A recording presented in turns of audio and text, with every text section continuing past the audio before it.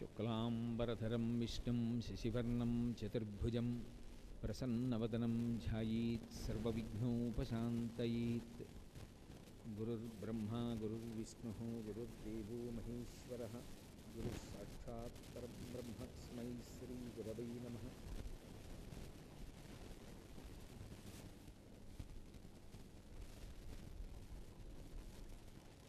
వ్యాసాయ విష్ణురూపాయ వ్యాసరూపాయ విష్ణవే నమో వై బ్రహ్మనిధయే వాసిష్ఠాయ నమో నమః. కూజంతం రామ రామీతి మధురం మధురాక్షరం ఆరుహ్య కవితాశాఖాం వందే వాల్మీకికోకిలం. శ్రుతిస్మృతిపురాణానాం ఆలయం కరుణాలయం నమామి భగవత్పాదశంకరం లోకశంకరం. వాగర్ధావివ సంపృక్తౌ వాగర్ధప్రతిపత్తయే జగతః పితరౌ వందే పార్వతీపరమేశ్వరౌ. సూక్తిం సమగ్రయతున స్వయమేవ లక్ష్మీః శ్రీరంగరాజమహిషీ మధురైః కటాక్షైః. వైదగ్ధ్యవర్ణగుణగుంభనగౌరవైర్యాం కండూలకర్ణకుహరాः కవయోధయంతి. హైమోర్ధ్వపుండ్రమజహన్మకుటం సునాసం మందస్మితం మకరకుండలచారుగండం. బింబాధరం బహుళదీర్ఘకృపాకటాక్షం శ్రీవేంకటేశముఖమాత్మని సన్నిధత్తాం. విమలపటి కమలకుటి పుస్తకరుద్రాక్షసస్తహస్తపుటి కామాక్షి పక్ష్మలాక్షి కలితవిపంచి విభాసి వైరించి. మనోజవం మరుతతుల్యవేగం జితేంద్రియం బుద్ధిమతాం వరిష్టం.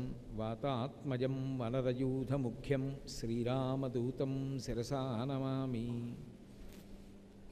ఆపదామపహర్తారం దాతారం సర్వసంపదాం లోకాభిరామం శ్రీరామం భూయో భూయో నమామ్యహం. హరి ఓం. పరమేశ్వర స్వరూపైన సభకి నమస్కారం. ఈనాడు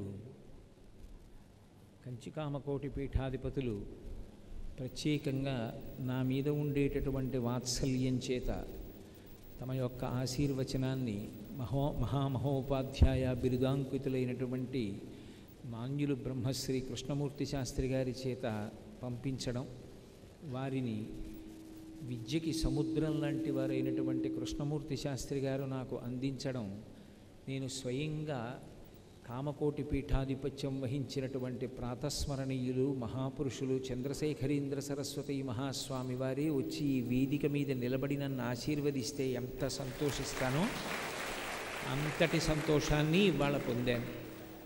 వారు అంత విద్య ఉన్నటువంటి వారై ఇప్పుడే వారు కామకోటి పీఠాధిపతుల చేత సత్కరింపబడ్డారు. ఆ సభకి నేను కూడా వెళ్ళొచ్చాను. మహామహోపాధ్యాయ బిరుదాంకితులు. ఎక్కడ విద్య ఉంటుందో అక్కడ వినయం ఉంటుంది, వాత్సల్యం ఉంటుంది. వారు తాను కామకోటి ప్రతినిధిగా ఇక్కడికి విచ్చేసి నాకు ఆశీస్సులు ఇచ్చినందుకు నేను వారి పాదములు పట్టి వారికి నా నమస్కృతులను సమర్పిస్తూ, నిన్నటి నుంచి నేను కలిపురుషుని యొక్క ప్రభావము, దాన్ని తట్టుకుని చెయ్యవలసినటువంటి సాధనా విధానము అన్న దాని గురించి మాట్లాడుతున్నాను. చేసిన కాని పాపములు చెందవు చెయ్యతలంచినంతటన్. చేసెదనన్న మాత్రమున చెందు కదా పుణ్యము కలివేళలందటన్. కావున ఎంత కలియుగమైనప్పటికీ కూడా అందులో ఉండేటటువంటి విశేషాన్ని చెప్పారు. చేసిన కాని పాపములు చెందవు. పాపములు చేస్తే మాత్రమే మనని అంటుకుంటాయి. కేవలంగా చేసేదనంచు తలంచినంతటన్. ఏదైనా ఒక పుణ్యకార్యాన్ని నేను చేస్తాను అని సంకల్పం చేసుకుంటే చాలు. లేదా చేసేదనన్న మాత్రమున వచ్చు కదా పుణ్యములు కలియుగంబునందంతటన్. కేవలంగా నేను పుణ్యకార్యాన్ని చేస్తాను అని ఎవరికో మాట ఇచ్చాడు. ఏదో ఒక మంచి కార్యం జరుగుతోంది, దానికయ్యా మీరు సహాయపడాలి అని అడిగారు. తప్పకుండా చేస్తానండి అన్నాడు. చేస్తానండి అన్నప్పుడు కేవలం నటన కోసం కాదు, త్రికరణ శుద్ధిగా పుణ్యకార్యానికి సహాయం చెయ్యాలని అనుకున్నాడు. అలా అనుకున్నాడు కాబట్టి నేను చేస్తాను అన్న మాట అన్నంత మాత్రం చేత కలియుగంలో ఆ పుణ్యం చేశాడు అనే అతని ఖాతాలో వేస్తారు. అందుకే మోసము లేదటంచు నృపముఖ్యుడు కాచె కలిన్, అందుకని కలిపురుషుణ్ణి చంపలేదు పరీక్షిన్ మహారాజు గారు, విడిచిపెట్టేశాడు. ఇంతటి ఆనుకూల్య స్థితి కూడా ఉంది కాబట్టి దీన్ని నేను ఎందుకు పాడు చెయ్యాలి? మరందముల్లాసముతోడ ఆరగించి ఆ తుమ్మెద తేనెని తాగేటప్పుడు ఎంతో సంతోషంగా తీసుకుంటుంది. మరందముల్లాసముతోడ గ్రోలి విరులం తెగచూడ తీటికై వడిన్. సీతాకోక చిలుక లేదా తుమ్మెద ఆ తేనె తాగిన తరువాత పువ్వుని మాత్రం ఏమీ చెయ్యకుండా ఎలా విడిచిపెట్టేస్తుందో అలా కలిపురుషుడి నుండి మనం పొందవలసినటువంటి మంచి విషయాన్ని పొంది కలిపురుషుడి వలన పొందవలసినటువంటి బాధల్ని పొందకుండా ఉండడానికి కావలసినటువంటి రక్షణ కవచములు ఉన్నాయి కనుక కలిపురుషుణ్ణి చంపవలసిన అవసరం ఏమున్నదని పరీక్షిన్ మహారాజు గారు విడిచిపెట్టేశాడు.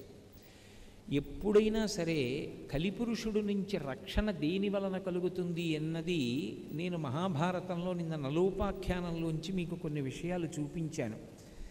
ఎంతటి విపత్కర పరిస్థితిలోనైనా సరే మనిషిని కాపాడగలిగినది ఏది అంటే భక్తి. భక్తి అన్నది ఉన్నవాణ్ణి కలిపురుషుడు కాదు ఎవ్వరూ చెనకలేరు. ఎందుచేత శంకర భగవత్పాదులు శివానందలహరి చేస్తూ అంటారు, ఆనందాశ్రుభిరాతనోతి పులకం నైర్మల్యతశ్చాదనం వాచా శంఖ ముఖైస్థితైశ్చ జఠరాపూర్తిం చరిత్రామృతై రుద్రాక్షైర్భసితేన దేవవపుషో రక్షాం భవద్భావనాపర్యంకే వినివేశ్య భక్తి జననీం భక్తార్భకం రక్షతి అంటారు. ఈ శ్లోకానికి ఉన్న చమత్కారం ఏమిటంటే శంకరాచార్యుల వారు భగవంతుడు రక్షిస్తాడనలేదు, భక్తి రక్షిస్తుందన్నారు. భక్తి అంటే అది ప్రేమ. ఎవరి యందు? పరమేశ్వరుని యందు. పరమేశ్వరుని యందు భక్తి ఉంటే ఆ భక్తి రక్షించి తీరుతుంది. ఎలా రక్షిస్తుంది అంటే అర్భకుణ్ణి తల్లి రక్షించినట్టు. అర్భకుడైనటువంటి శిశువు తనని తాను ఏమి రక్షించుకోగలడు? ఆఖరికి ఏదైనా గట్టిగా శబ్దం విన్నా ఉలిక్కి పడతాడంతే. అలాంటి పిల్లవాణ్ణి నిరంతరం రక్షించుకునేది ఎవరు? అమ్మ రక్షించుకుంటుంది. ఎక్కడో అమ్మ ఎవరితోనో మాట్లాడుతుంటుంది, పిల్లాడు ఎక్కడో ఏడిచినట్టు వినిపిస్తే వెంటనే చెవిన పడుతుంది. పిల్లాడు ఎందుకో ఏడుస్తున్నాడు ఉండండి అని పరిగెత్తుకొస్తుంది. వాడికి ఆకలి వేస్తోంది అని వాడు చెప్పలేడు, వాడికి ఆకలి వేస్తోంది అని గ్రహించి పాలిస్తుంది. వాడు కడుపు నొప్పిగా ఉంది అని చెప్పలేడు, కానీ ఎందుకో వాడు కడుపు బాధపడుతున్నాడని తెలుసుకుని వాడికి ఏ రుగ్మత కలిగిందో ఆ రుగ్మత తగ్గేటట్టుగా చూస్తుంది. వాడికి జలుబు చేస్తే ఆ జలుబు తగ్గడానికి కావలసినటువంటి పదార్థాన్ని తాను తిని ఆ పాలు పిల్లవాడికి ఇస్తుంది. తల్లి బిడ్డన్ని ఎలా రక్షించుకుంటుందో భక్తి అలా రక్షించుకుంటుంది. అందుకే భక్తి కలిగినటువంటి వాడికి ఆనందాశ్రుభిరాతనోతి పులకం. ఎంత ఆనందంతో ఉంటాడంటేట కన్నుల వెంట ఆనంద భాష్పములు కాలుతూ ఓ పక్క నుంచి రోమాంచితమై కన్నుల వెంట ఆనంద భాష్పములు పడిపోతున్నాయి, కారిపోతున్నాయి, వెంట్రుకలు నిక్కపుడుచుకుని ఉన్నాయి. ఆనందాశ్రుభిరాతనోతి పులకం నైర్మల్యతశ్చాదనం. ఎప్పుడు నిర్మలంగా ఉంటాడు, మనసులో ఏ కల్మషం ఉండదు. ఎందుకని? అంతటా భగవంతుణ్ణి చూస్తాడు. ఏమండి మరి అలాంటప్పుడు కలిసి వస్తే సంతోషంగానే ఉంటుంది, కానీ ఎప్పుడైనా ఏదైనా బాధ కలిగినా కూడా మరి అతనికి మనసులో కుందడా? ఇంత నమ్ముకున్నానే భగవంతుడు నన్ను బాధ పెడుతున్నాడన్న భావన రాదా అంటే దూర్జటి కాళహస్తీశ్వర శతకం చేస్తూ అంటాడు, లోకుల్నంగని మెచ్చని ఎలుగని లోలోన నిందించని చీకాకున్బడని మహాత్ముడనని జేలొగ్గని మూకీభావమునం తిట్టని త్రోయని నీ కారుణ్యము కలిగి ఉండినను అంతే చాలునో శంకరా అంటాడు. పరమభక్తుడైనటువంటి వాడు కాలం కలిసిరానప్పుడు కూడా, కష్టముల చేత కుండినప్పుడు కూడా ఏం బాధపడడం. ఏదో జన్మలో ఎక్కడో ఏదో పొరపాటు జరిగింది, చేసిన పాపకర్మ ఉంది, ఆ పాపకర్మ ఇప్పుడు దుఃఖ రూపంలో పోతోంది. దుఃఖాన్ని భరించడం ఎంత కష్టమో అర్థమైంది కాబట్టి ఈశ్వరా నేను ఇప్పుడు పాపకర్మ చెయ్యకుండా నాకు నిగ్రహశక్తినిచ్చి కాపాడు అని అడుగుతాడు తప్ప తనకి ఇవాళ కష్టం వచ్చిందని భగవంతుని పాదములయందు విస్మరణ పొందడు, మరింత గట్టిగా పట్టుకుంటాడు. అందుచేత నైర్మల్యతశ్చాదనం, చక్కగా నిర్మలత్వం అనేటటువంటి బట్ట కప్పుతుంది. వాచాశంఖముఖైస్థితైశ్చ జఠరాపూర్తిం చరిత్రామృతై. అమ్మ ప్రేమ మీర పాలు తీసుకొచ్చి పట్టినట్టే భగవంతుని యొక్క కథలను ఎప్పుడూ చెవుల గుండా జుర్రుకుంటూ ఉంటాడు. అవతలవాడు చెప్పడానికి సమర్థుడు కాడా సందర్భం లేదు. మా స్వామి కథ చెప్తున్నాడు అంతే చాలు, పరమ సంతోషంతో చెవులు దొప్పలు చేసుకుని జుర్రుకుంటాడు. భాగవతంలో పోతన గారు ఒక చోట అంటారు, చూపుల శ్రీపతి రూపము నాపోవక త్రావి త్రావి హర్షోద్ధతయై వాపుచ్చి మంద మధురాలాపంబుల పొగడనదితి లక్ష్మీనాథున్ అంటారు. చూపులతో తాగడం ఏమిటి, నోటితో తాగాలి కానీ అంటే ఒక ఇంద్రియం చెయ్యవలసిన పని ఇంకొక ఇంద్రియం చేసింది. ఆ శ్రీ మహావిష్ణువు యొక్క రూపాన్ని చూడగానే పరవశించినటువంటి అదితి కళ్ళతో తాగేసింది. అలా చెవులతో భగవంతుని యొక్క కథ అనేటటువంటి అమృతాన్ని జుర్రుకుని ఈ చెవులలోంచి వస్తున్నటువంటి ఆ అమృతాన్ని హృదయమునందు దాచుకుని దాని వలన చల్లతనాన్ని పొంది ఇక మళ్ళీ పుట్టవలసినటువంటి అవసరాన్ని పోగొట్టుకుంటాడు. శంకర భగవత్పాదులు శివానందలహరి చేస్తూ మకుటాయమానమైన శ్లోకం అన్నారు. గళంతి శంభోత్వచ్చరిత సరిత కిల్బిషరదో దళంతి ధీకుల్యాసరణిషు పతంతి విజయతాం దిశంతి సంసార భ్రమణ పరితాపోపశమనం వసంతి మచ్చీతో హృదయ శివానందలహరి అంటారు. ఏం చేస్తుందా భగవత్ కథ అంటే చెవులలోంచి లోపలికి వెళ్ళి అది హృదయ తటాకమునందు నిలబడి చల్లతనాన్ని ఇస్తుంది. దేని నుండి చల్లతనం? సంసార భ్రమణ పరితాపోపశమనం. సంసారమునందు పరిభ్రమించడం అంటే మళ్ళీ పుట్టడం, మళ్ళీ చావడం, మళ్ళీ పుట్టడం, మళ్ళీ చావడం. పునరపి జననం పునరపి మరణం పునరపి జననీ జఠరే చైనం జిహ సంసారే బహుదుస్తారే కృపయాపారే పాహిమురారే అంటారు భజగోవిందంలో. అలా పుట్టి చచ్చి జనన మరణ చక్రమునందు సంసార భ్రమణ పరితాపోపశమనమును ఇవ్వగలిగినటువంటిది భగవత్కథాశ్రవణము. ఆ భగవత్కథాశ్రవణము చేత అది చెవుల గుండా లోపలికి వెళ్ళి అంత సంతోషాన్ని ఇస్తుంది. కాబట్టి నైర్మల్యతశ్చాదనం వాచాశంఖముఖైస్థితైశ్చ జఠరాపూర్తిం చరిత్రామృతై రుద్రాక్షైర్భసితేన దేవ వపుషో రక్షాం. ఈ శరీరాన్ని అమ్మ కాపాడుతుంది. ఏమో ఏ ఉగ్రభూతం వస్తుందో, పిల్లవాడు దేనికి ఉలిక్కి పడతాడో, ఎవరు చూడరాని చూపు చూస్తారో, వాడు దాన్ని తట్టుకోలేక తేజోక్షయమై ఏ ప్రమాదాన్ని ఎదుర్కొంటాడో, ఏ ఆపదొస్తుందో అమ్మ విభూతి పెట్టి పిల్లవాడి మెళ్ళో రుద్రాక్ష కడుతుంది. అలా భక్తి అన్న తల్లి ఎవరు భక్తుడో ఆ శిశువుని కాపాడుకుంటుంది. ఎందుచేత అంటే మెడలో రుద్రాక్షలు వేస్తుంది, నొసట విభూతి ధరించేటట్టు చేస్తుంది. కాబట్టి రుద్రాక్షైర్భసితేన దేవ వపుషో రక్షాం భవద్భావనాపర్యంకే వినివేశ్య భక్తి జననీం భక్తార్భకం రక్షతి. భక్తి అన్న తల్లి ఏం చేస్తుందంటే అస్తమానం భగవంతునికి సంబంధించినటువంటి స్మరణలు అనేటటువంటి ఊయలలో పెట్టి ఊపుతూ ఆ ఊగుతుండగా ఆ హాయిని అనుభవిస్తూ సంతోషాన్ని అనుభవిస్తూ బాహ్యమునందు ఏమైనా కష్టం ఉందా అన్న విషయం పట్ల ఏ విధమైనటువంటి స్పృహ లేకుండా పరమ సంతోషాన్ని అనుభవిస్తూ ఉంటాడు. యోగరతో వా భోగరతో వా సంగరతో వా సంగవిహీన యస్యద్బ్రహ్మణి రమతే చిత్తం నందతి నందతి నందత్యేవ. ఎప్పుడు ఆ భగవంతుడి గురించినటువంటి ఆలోచనలు చేయడంలో శరీరానికి ఏదైనా ఖేదమున్నా కూడా మర్చిపోతాడు. అందుకే ఆ భక్తి ఎవడు కలిగి ఉంటాడో వాడిని ఎవ్వరూ చెనకలేరు. ఆ భక్తి అన్న తల్లి సర్వకాలములయందు భక్తుణ్ణి కాపాడుకుంటుంటుంది. అందుకే పెద్దలైన వారందరూ కోరుకున్నది ఏది అంటే ఈ భక్తిని కోరుకున్నారు. అందుకే భక్తి అన్న మాటని జాగ్రత్తగా అర్థం చేసుకోవాలి. భక్తి అంటే కేవలం ఒక మూర్తి దగ్గరికి వెళ్ళి కూర్చుని బోలెడన్ని సంభారములు తెచ్చి పూజ చెయ్యడం ఒక్కటే భక్తి కాదు. అందుకే గభీరే కాసారే విశతి విజనే ఘోర విపినే విశాలే శైలే చ భ్రమతి కుసుమర్ధంజడమతి సమర్ప్యై చేతసరసిజముమానాధభమతే సుఖేనావస్థాతుం జనహ్య న జానాతి కిమహో అంటారు శంకర భగవత్పాదులు. ఎందుకురా పెద్ద పెద్ద సరోవరాల్లో దిగుతావు, తామరపూలు తీసుకొస్తావు, కొండలెక్కుతావు, మారేడు దళాలు తీసుకొస్తావు, చెట్లు ఎక్కుతావు, పువ్వులు కోస్తావు, ఇవన్నీ నేను అడిగానా? నీ హృదయం అనేటటువంటి కుసుమాన్ని నా దగ్గర పెట్టరా, నువ్వెవరని నేను అడగను, నీ వెంట నేను పరిగెడతానంటాడు పరమాత్మ. అంటే దాని అర్థం పూజ చెయ్యొద్దనా? కాదు.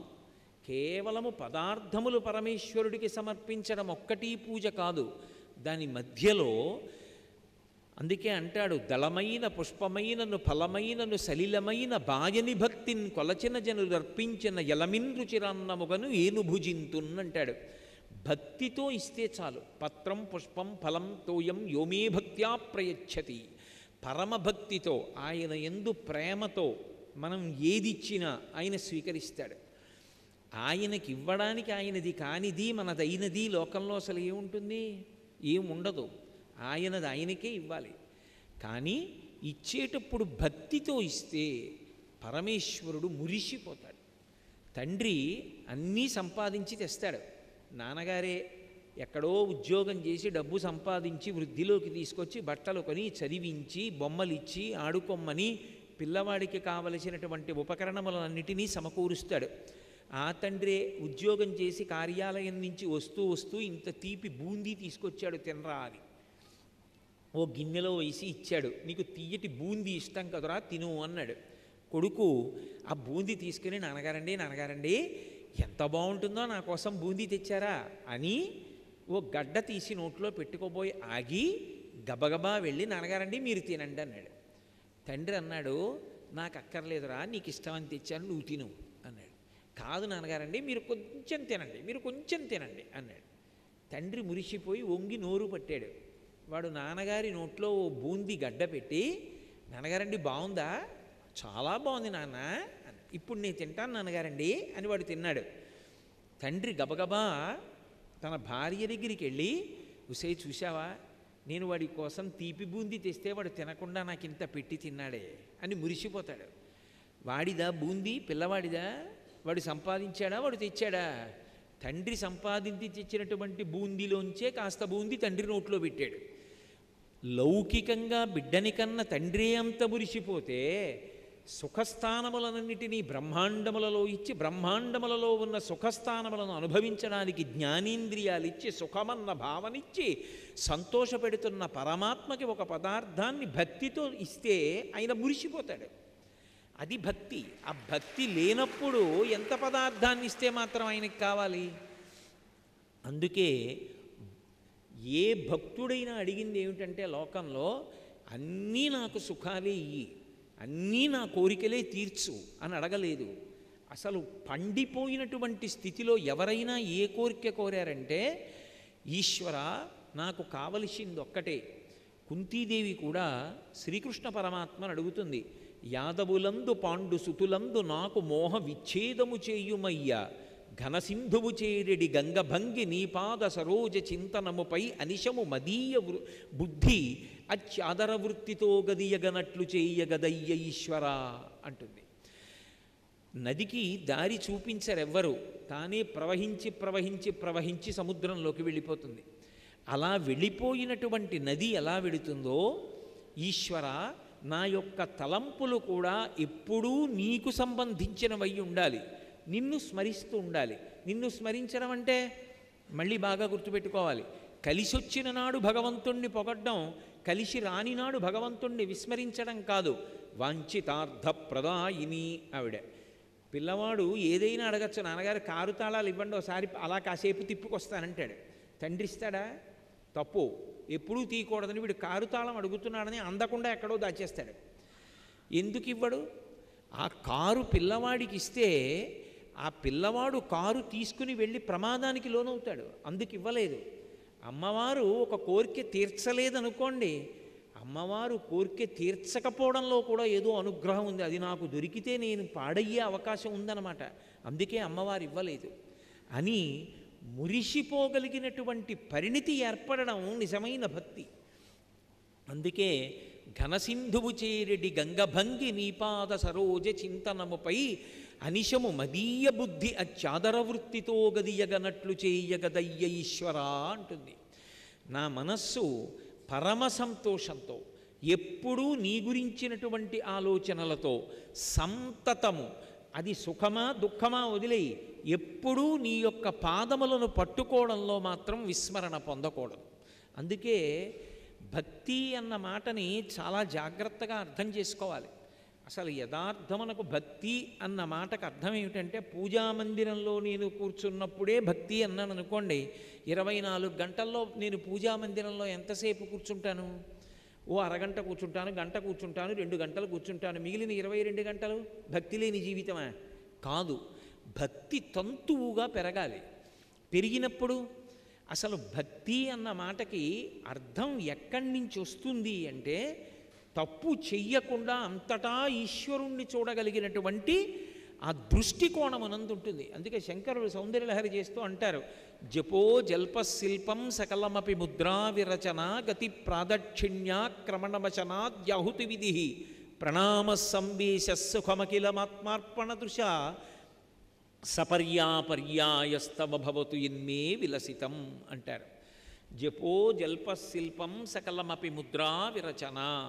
ఒక పని చేస్తున్నప్పుడు నాకు ఈ పని చెయ్యడానికి కావలసినటువంటి శక్తి ఎక్కడి నుంచి వచ్చింది, ఇది ఆలోచించడానికి భక్తి అంటారు. నేను ఇప్పుడు మాట్లాడుతున్నాను అంటే 84 లక్షల జీవరాశులలో ఎవరికీ లేనటువంటి అనుగ్రహం మనుష్యుడికి ఉంది, కంఠంలో స్వరపేటికి ఉంది. నేను ఇప్పుడు ఈ విషయం వీళ్లతో చెప్దాము అని భావించినంత మాత్రం చేత నాకు సంకల్పం కలగగానే నా మూలాధారం దగ్గర నుంచి బయలుదేరినటువంటి వాయువు సహస్రారం దాకా వెళ్ళి పైకి వెళ్లకుండా కొట్టబడి వెనక్కి వచ్చి నోటిలో నిలబడితే, నా నాలుక కదిలి నాలుక ఆ గాలిని నొక్కితే, నేను ఏ భావాన్ని ప్రకటించాలనుకున్నానో దానికి వీలుగా నాలుక చేత నొక్కబడినటువంటి గాలి అక్షరములై, అక్షరములు పదములై, పదములు వాక్యములై, నాలో ఉన్న భావాన్ని పట్టుకుని శబ్దం బయటికి వస్తే అది మీ చెవులలోకి వెడితే నాలో ఉన్న భావన మీలో ఉన్న భావనయై సభాపతి ఏకరూపాన్ని పొందుతున్నారు. ఇప్పుడు ఇది చేస్తున్నది ఎవరు? నేను కాదు. లోపల ఉన్నటువంటి పరదేవత వాక్కుని పైకి ప్రకటనం చేస్తోంది. ఇప్పుడు నేను మాట్లాడగలిగినటువంటి నా శక్తికి ప్రధానమైనటువంటి కేంద్రం ఏది, ఆ ఆదిశక్తి ఎవరు అన్నది ఆలోచించాననుకోండి, నా మాటల చేత నేను తరించాలి తప్ప నా మాట ఎవరికీ బాధ కలిగేది కాకూడదు, నా మాట ఎవరిని కుందేటట్టు చెయ్యకూడదు అన్న భావన నా ఎందుకు కలుగుతుంది. ఇప్పుడు ఎవరు తన మాట ఎక్కడి నుంచి వస్తోందో అది తెలుసుకుని మాట్లాడిన వాడెవరో వాడు మాట్లాడుతున్న మాటలన్నీ మంత్రములవుతాయి. ఆయన మాట్లాడుతున్నప్పుడు చేతులు కదిపితే ఆ చేతులు కదిపినప్పుడు కదిలినటువంటి చేతులు మంత్రం చెయ్యడానికి ముందు పట్టినటువంటి ముద్రలవుతాయి. ఆయన కదిలి వెళ్ళిపోతుంటే ఆ కాళ్ళకి శక్తి ఎక్కడి నుంచి వచ్చింది? పరదేవతానుగ్రహం. ఆవిడ అనుగ్రహం లేనినాడు ఈ కాళ్ళు ఎలా కదులుతాయి? కాళ్ళు కదలటం లేదని, నడవలేకపోతున్నానని విద్యుద్ఘాతం పెట్టించుకుంటున్న వాళ్ళు ఉన్నారు, చారుడు ఔషధములు మింగుతున్న వాళ్ళు ఉన్నారు. అయినా కాళ్ళు ఈడుచుకుంటూ వెడుతున్నారు. అమ్మా నీ అనుగ్రహం, నా కాళ్ళున్నాయి, నేను నడవగలుగుతున్నాను కాబట్టి ఈ కాళ్లతో వెళ్ళకూడని చోటికి వెళ్ళను, వెళ్ళవలసిన చోటికి మానను. ఇప్పుడు ఎక్కడ చూస్తున్నావు భగవంతుణ్ణి? పూజామందిరంలో కాదు. నువ్వు కాలు కదిపితే కాలు కదలడానికి ఆధారమైనటువంటి శక్తితో అనుసంధానమవుతున్నావు. అప్పుడు ఆ కదలికలు ఎవరికైనా బాధ కలిగేటట్టుగా వినియోగించడం సాధ్యమవుతుందా? సాధ్యం అవదు. చిట్ట చివరికి ప్రణామ సంవేశ సుఖమఖిలమాత్మార్పణ దృశ. నిద్రపోతున్నాడు.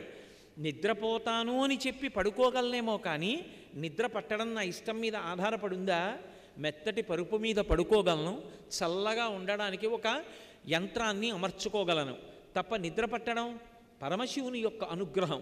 స్వల్పకాలిక లయం శివుడి చేతిలో ఉంది. ఆయన అనుగ్రహం ఉందా? గాఢ నిద్ర పడుతుంది. నిద్ర పట్టిందా? మరునాడు ఆకలేస్తుంది. ఆకలేసిందా? కడుపు నిండా తింటాం.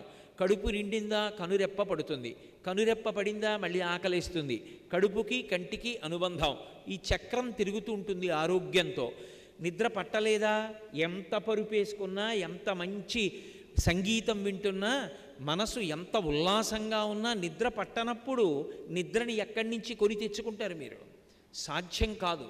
ఆ నిద్ర పట్టిస్తున్నవాడెవరో, నిద్రాకాలిక సుఖాన్ని ఇస్తున్నవాడెవరో గుర్తిరిగి నిద్రపోయే ముందు 11 మాటలు శివనామం చెప్పినవాడు నిద్ర లేచే ముందు కదలికలకి ఆధారమైన విష్ణువు యొక్క అనుగ్రహం కొరకు 3 మాటలు శ్రీహరి అంటూ నామం చెప్పి లేచినవాడు తన యొక్క శక్తినంతటినీ భగవత్పరంగా ఆలోచిస్తున్నాడు.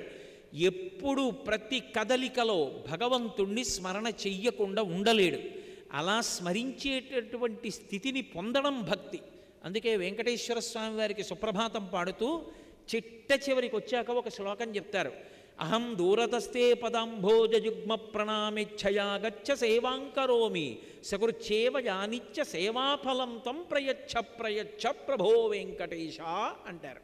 ఓ ప్రభో వెంకటేశ్వరుడా, అహం దూరతస్తే పదాంభోజయుగ్మ ప్రణామిచ్ఛయా గచ్చ సేవాంకరోమి. ఏడాదిలో కాకినాడ నుంచి తిరుమల కొండ మీదకి నేను ఎన్ని మాటలు పెడతాను? సంవత్సరానికి 4 మాటలు పెడితే గగనం. 4 మాటలు పెడతాను. ఎన్ని మాటలు పెడతాను? పెడితే 2 రోజులు ఉంటాను. 365 రోజులలో నేను ఉండేది 8 రోజులు. ఆ 8 రోజుల్లో ఏదో సుప్రభాత సేవ చేద్దామా, తోమాల చేద్దామా అని వెంపర్లాడతాను. ఆ సేవ చేద్దాం, ఈ సేవ చేద్దామని నేను కాకినాడ నుంచి వచ్చాను. ఈశ్వర, కాకినాడ నుంచి నేను తిరుమల కొండ మీదకి వచ్చి సంవత్సరంలో 8 రోజులలో కొన్ని సేవల పేరు చెప్పి కొన్ని గంటలు మాత్రమే నీ యొక్క సేవ యందు నేను నిలబడడం కాదు, నేను ఎక్కడ ఉన్నా ఏం చేస్తున్నా అది నీ సేవగా మారేటట్టు నన్ను అనుగ్రహించు. ఎలా మారుతుంది సేవగా? ఎక్కడో నే కాకినాడలో ఉంటే స్వామివారి సేవ ఎలా జరుగుతుంది?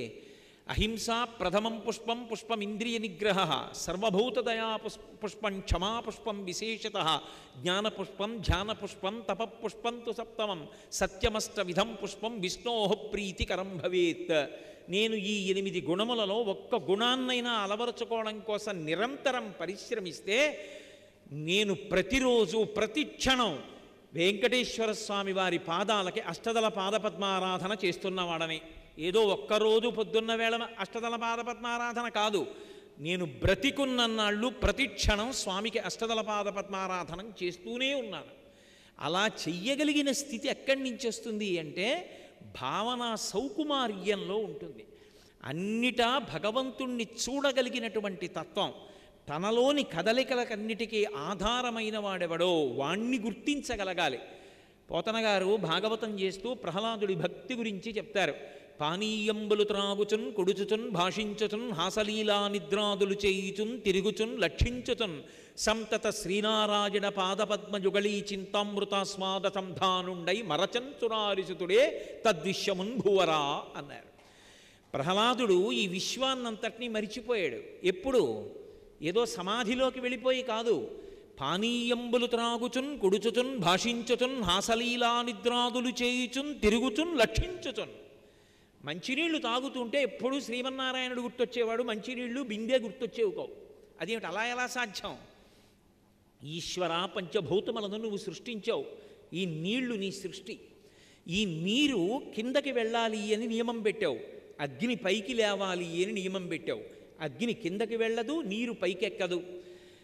ఈశ్వర, నువ్వు ఎంతటి కరుణామూర్తివి. కడుపు ఇక్కడ పెట్టకుండా కడుపు ఇక్కడ తలిక్కడ పెడితే కాదనేవాడెవడున్నాడు? కానీ అప్పుడు నాకు దాహం ఇస్తే నీరు వెంటనే శరీరంలోకి ఎడితేనే ప్రాణం నిలబడుతుంది. సంజీవనం సమస్తస్య జగత సలిలాత్మిక భవ ఇత్యుచ్యతే మూర్తిర్భవస్య పరమాత్మన అంటారు వ్యాసభగవానుడు లింగపురాణంలో. నీటి రూపంలో ఉండి లోకాన్ని బతికిస్తాడు పరమాత్మ.